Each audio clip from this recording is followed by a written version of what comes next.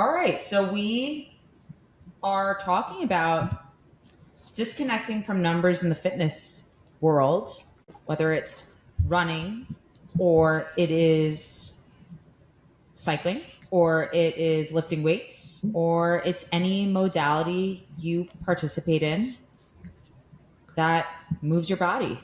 I feel like we've received several inquiries about this topic, which gives me a lot of joy because Yeah, that means there's a desire for people to either disconnect or they want more tips and tricks on how to do so. agreed. And, this is a topic I am very passionate about. It's something that I've done a lot within my career, from the beginning of my career to later in my career, and seen a lot of success by disconnecting. And so, what happens when we tie our numbers to performance? And so, why is that a big deal? And so, uh, at least, when I see it from the athletes I work with, when I see it from my own experience, what happens is when we tie our performance, whether it's workouts, races, to numbers, we add a lot of unnecessary anxiety around something that doesn't really need to be there, right? And so, I joked that I had in the past lived my life 400 meters at a time because I could,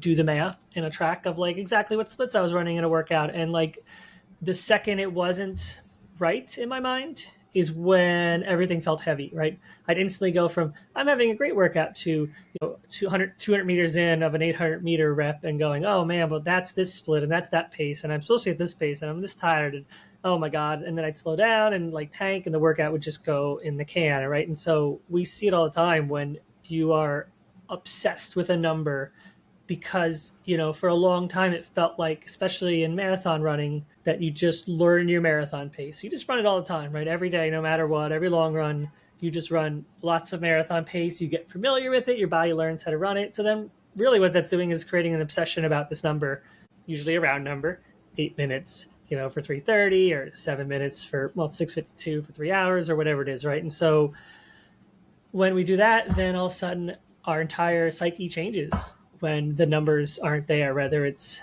whatever numbers we're looking for, when the feedback is, not how we want it to be seen, whether it's how we're interpreting the effort with the number, or how, like, the number is what the number is telling us, right? It all of a sudden just kind of throws us off our game and causes us, to feel like we're not able to do this thing. And I've seen many athletes just stop a workout because the numbers weren't right when they'd gained so much fitness by running the rest of the workout in whatever effort they could do.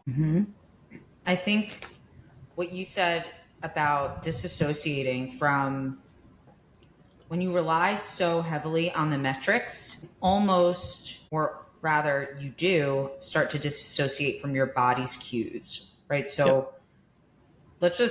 let's just start by saying, based on what Nick said, it's really, really hard to be present when you're fixated on the metrics. So whether that's a certain amount of miles, calorie burn, or landing a certain amount of weight on a scale, it is really hard to be present in your body when you're relying on this metric to dictate your value of said workout. Yes. You also, I think, the other thing that happens when we tie our performance to numbers is we do stupid shit.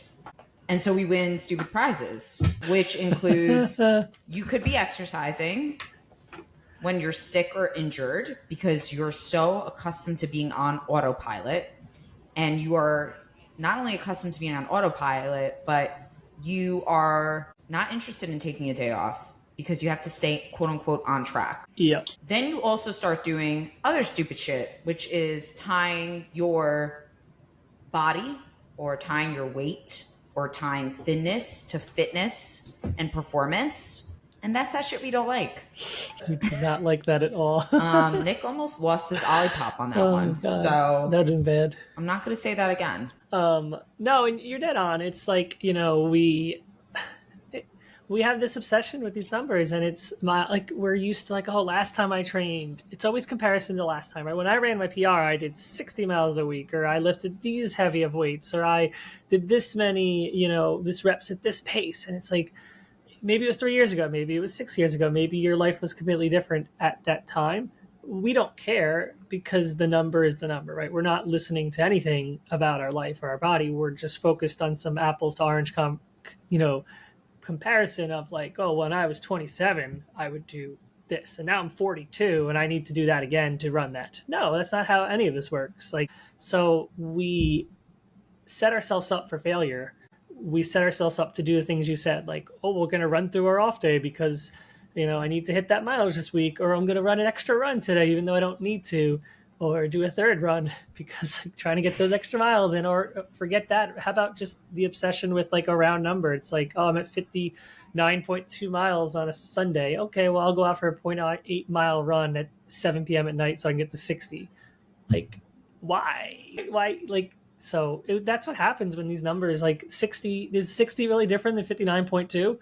Yes, that if that's the difference on how you run your PR, then fitness and everything we know about it is a lie. It is so interesting to me how quickly you can spiral into that place of reliance on the numbers. It starts small. It starts with getting the right devices, the Garmin, the Whoop, Yep. I don't mean to call out these devices, but we all rely on these devices in order to, or many of us do, to tell us how we should feel. I don't want to do that. I don't want something that sits on my wrist to tell me I'm unproductive. I'm shutting that shit off. It's absolutely ridiculous. No, this is as productive as I can be today. I'm shutting that setting off. Shut it down.